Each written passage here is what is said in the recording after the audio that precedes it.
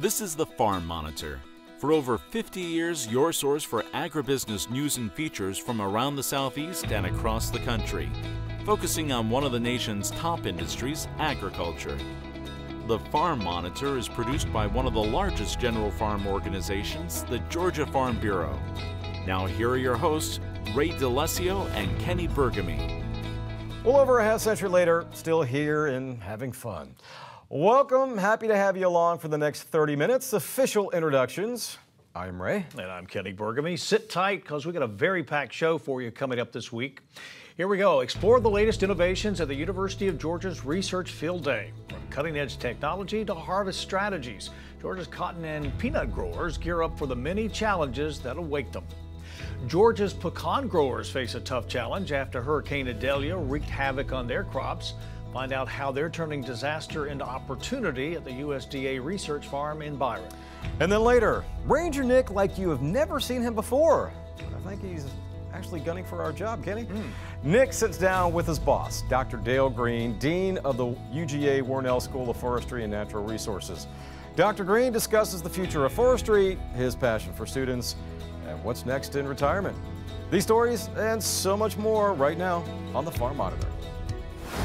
In Georgia, cotton and peanuts are the most planted crops, meaning it's vital for growers to stay updated on the latest technology and research. As Damon Jones reports, that's what this field day was all about. Every year brings a unique set of challenges for cotton and peanut growers here in Georgia, as they must deal with pests, diseases, and even the weather. But the University of Georgia is making sure they are well prepared by hosting a research field day that showcases all the new options available to them. Today here on the Tifton campus, we've got scientists working in peanuts and working in cotton, and they're sharing information on the most up-to-date research and recommendations that have been generated here and across the state. You know, we talk in meetings, you know, in different counties, but this is a chance we show some of what we are actually doing and why it's important and why we're doing things. Now, this also gives us a chance to hear from growers to say, yeah, this is important, but I also have this problem. One of the exciting advancements has been the cotton industry's first biotechnology, Thrive On, which offers protection against a couple of major pests.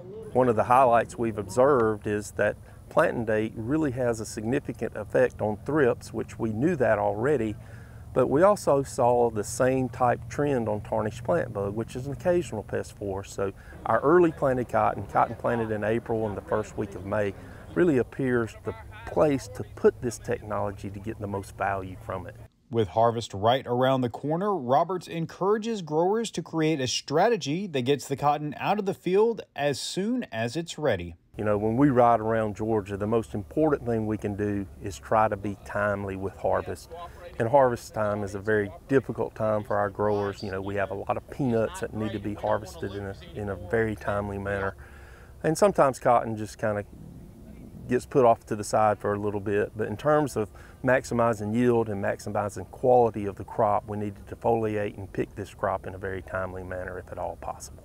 Peanuts also face a number of questions heading into harvest, as a long stretch of hot, dry weather might have some growers looking to move up their timetable in order to salvage the crop. That dry period for our non-irrigated crop really has caused that crop to go backwards.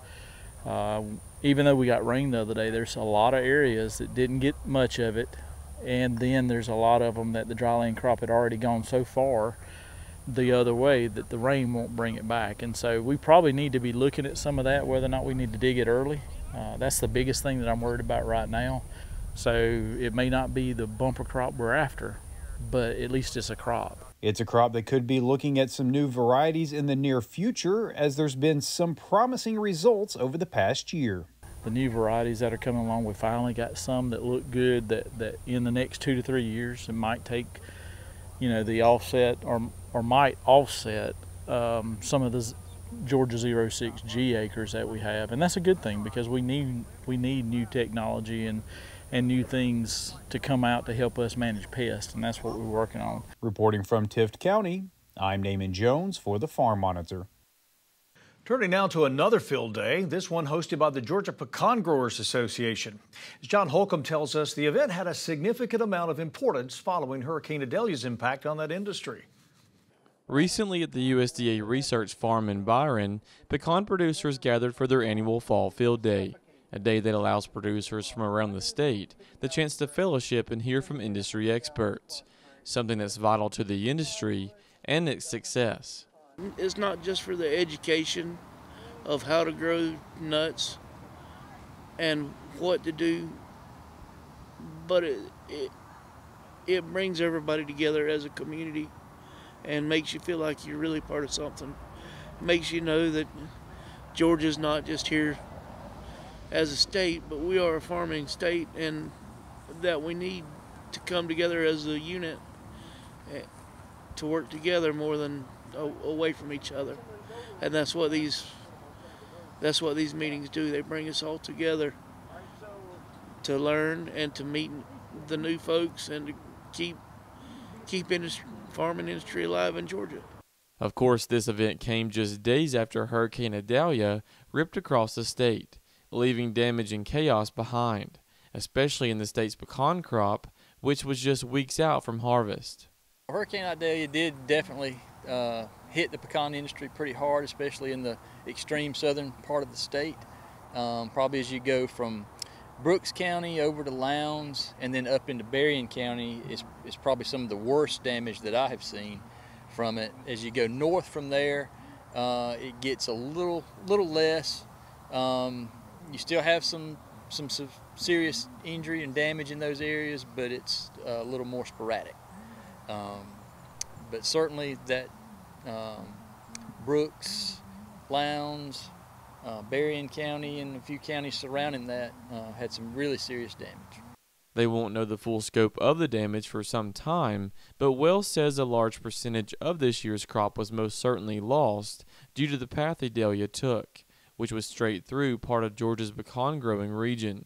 If you look at the path of the hurricane through the southeastern part of the state, that area probably accounts for about a third of the pecans grown in the state, and I would say somewhere around a third of the nuts in that region have been affected.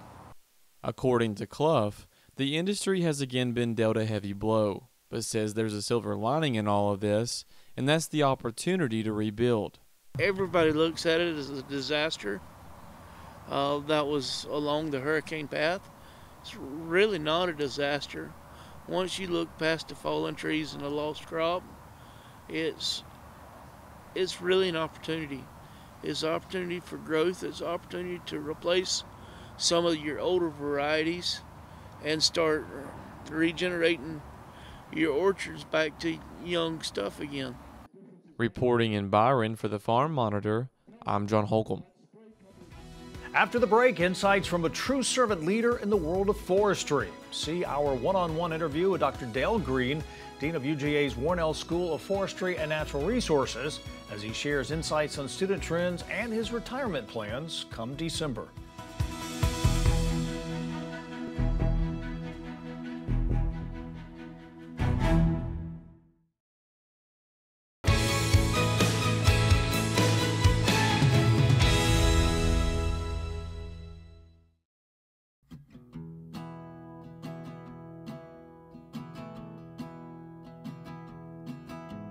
Some of the key benefits for mass timber and cross-laminated timber panels is that it's a renewable resource.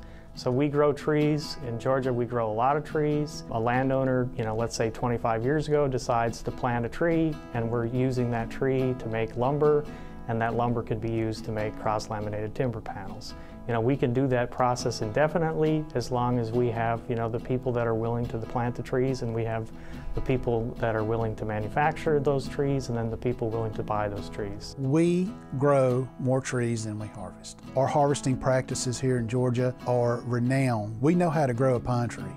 We know how to do it sustainably, responsibly. Why can't we here in Georgia build buildings made with Georgia pines, southern yellow pines? Most of our timber can come from just a small percentage of our forest lands. because we've developed forest management practices to grow very good straight pine timber in the south. So on an acre of land we can grow much more lumber quality timber than we could in the past. So if we have a manufacturing plant in Georgia that produces CLT, that isn't going to cause deforestation. In fact, one of the things it will do is it will help increase forestation. Markets really drive landowners to decide to replant trees. If a landowner sells a load of wood and that wood ends up going to a cross-laminated timber plant, that's just going to kind of reaffirm to them that, yeah, I want to keep my land in trees versus converting that forest to another use. Another key benefit is that during that process we can sequester carbon. Naturally, trees will take in or soak in the carbon dioxide out of the air. Once the trees are harvested, that carbon is sequestered in the wood. Carbon is about 50% of the contents of the wood. The use of cross-laminated timbers is important because once it's put together, that carbon stays put for the life cycle of the building. The carbon emissions caused by building a building don't start at the building site, they begin at the extraction site. Studies show that mass timber emits about 1/4 of a metric ton of carbon dioxide per ton of mass timber produced. Steel emissions are 2.3 metric tons of carbon dioxide emissions for every ton of steel produced. And for Portland cement, it's 0.9 tons. So mass timber is much, much better. The legislature passed a law authorizing the Forestry Commission to create the methodology and protocol for issuing carbon credits to commercial real estate developers who use sustainable building materials in place of the conventional building materials. A participant in the registry can either use those carbon credits to offset their own carbon footprint, or they can sell them on the market. We need to build more buildings to make it more visible, allow more people to enter those buildings, get the feel of what it's like to be in a mass timber building, the warmth, the beauty. That will become contagious, and that will also help spread the word of the benefits, both environmental and financial.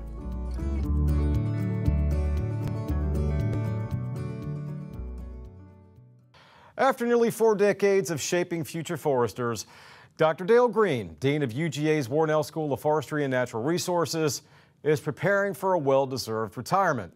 His impressive achievements, including induction into the Georgia Foresters Hall of Fame, extend far beyond teaching, though.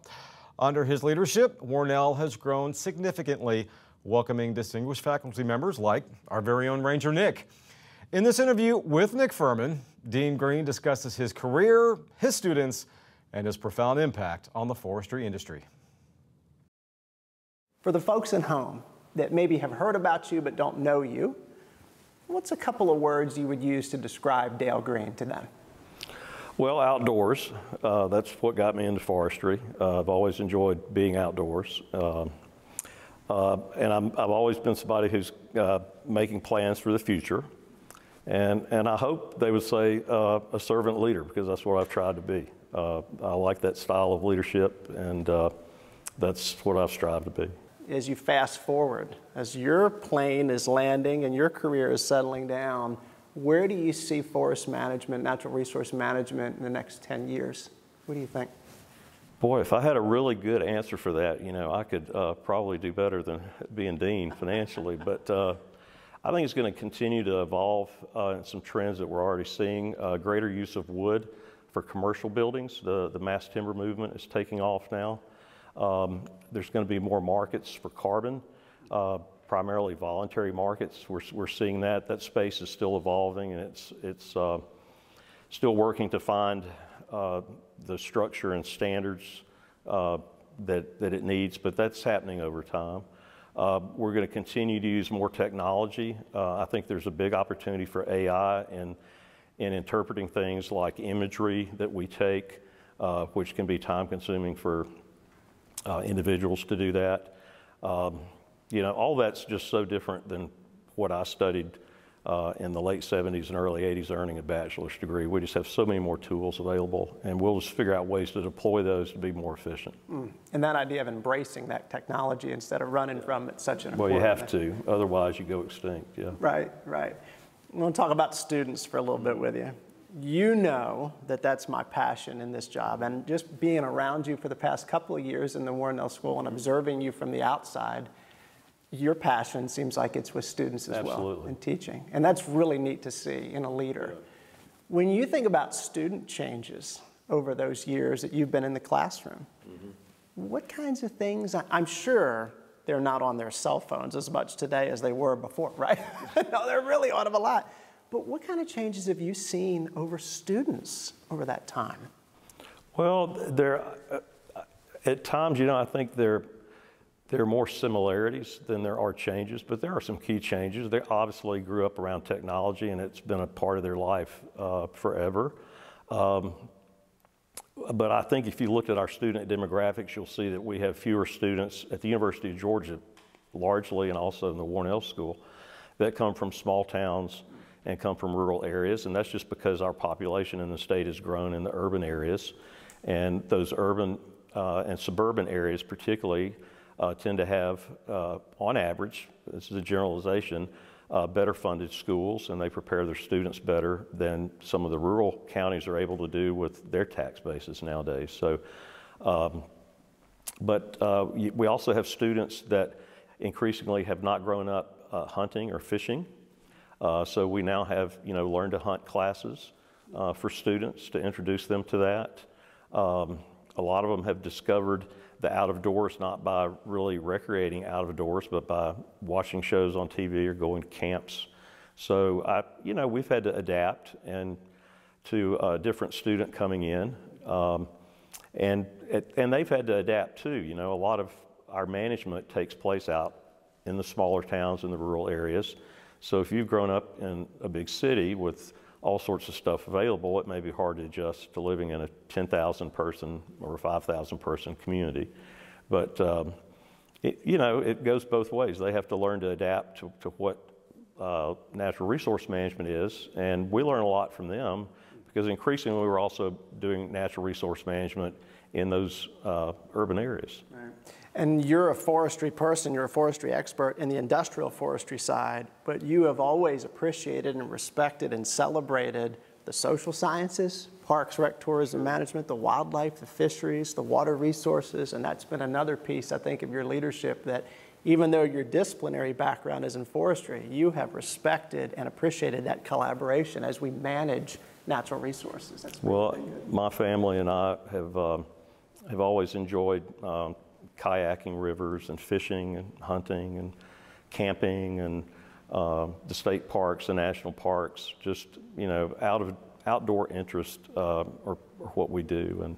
And so, yeah, that helped. And that was something I wanted to learn even more about as dean, because I knew the forestry sector quite well, but you know, I wanted to understand those other disciplines well enough to have the trust of the faculty that I was also looking out for those areas.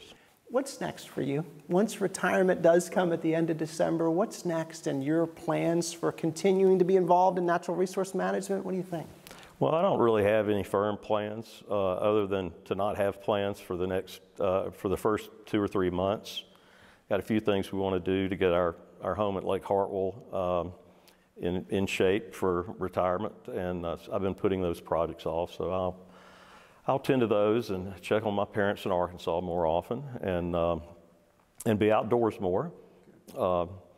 Haven't been in the woods as much in the fall or on the fish in the spring as much as I would hope to be in the future, but basically that's it. And you know, as opportunities come along, I may consider plugging in some ways, but I'm not looking for another full-time job.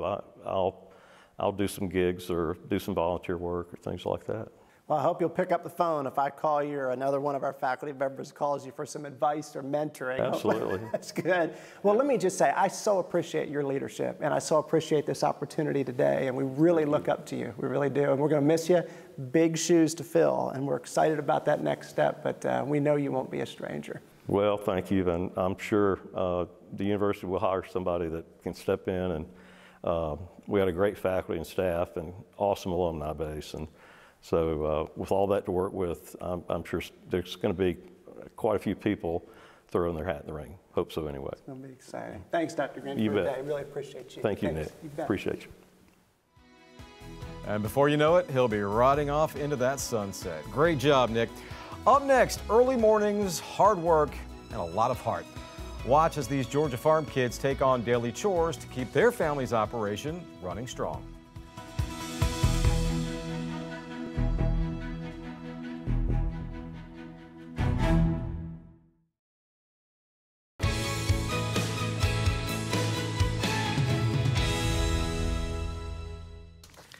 Finally this week, when it comes to farming, there is no such thing as downtime. Nope, the work never ends. Something the youngest members of the Long family at Bainbridge know all too well. Our Jennifer Parson documents their daily chores. I feed the horses. I help with the cows. I pick strawberries. These siblings work together on their family farm in South Georgia. Everyone is involved, from the oldest member of the family to the youngest. It takes everyone to make a farm go round. You'll find 10-year-old Addison, the oldest of the Long children, taking care of the family's horses and working the produce stand. I restock the vegetables and stuff that we have up at the barn. She feeds her horse peanut hay, which, despite its name, isn't actually made from peanuts at all. It's actually like a different plant, but they just call it peanut hay because the plant's in the peanut family. Her tasks don't stop at just feeding the horses. She has to groom them too. Especially before it rains, because sometimes if there's like dirt and it rains, you can get rain rot on your horse, and sometimes it gets infected, and it can be really serious and cause a really bad infection. And before you saddle them, you also have to groom them so the saddle and the saddle pad doesn't rub with the dirt, because that could be really uncomfortable. There's something called the hoof pick, where you have to pick up their feet and pick inside so that they don't get any stone bruises or anything when you ride. We feed them in the morning about 7 o'clock, and in the evening around 4 or 5. Scratchy over there, the gray and brown one. 8-year-old Wyatt spends his time with this outspoken herd. The cows are more afraid of you, especially the calves. But they are actually pretty cute, though. You can't resist their smiles. I need help. While they do graze on the grass in their fields, Wyatt also feeds them mineral. Because it's healthier and more nutritious than the grass. Now I can tell a boy cow from a girl cow. You see how the girl cow's shaped are? And the bulls have a lump on their head like that, and then like a fur coat like that. Kind of like a lion. Somehow I wonder why they move.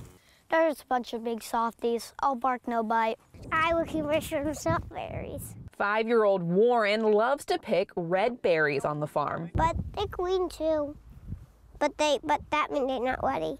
With over 15,000 plants per acre, Warren has his work cut out for him. Strawberry loose. It's important for them to be involved so they can have a respect and understanding of the day-to-day runnings of a farm if they choose to do it themselves one day. Their mother, Kelly Long, says there's so much to learn on the farm, but the most important thing she hopes to teach is from manufacturing the seeds to the trucker that brought the bags of seed to the farmer who looked after it, to the harvest crew, to the trucker again that got it to the grocery store. It's a whole network of people.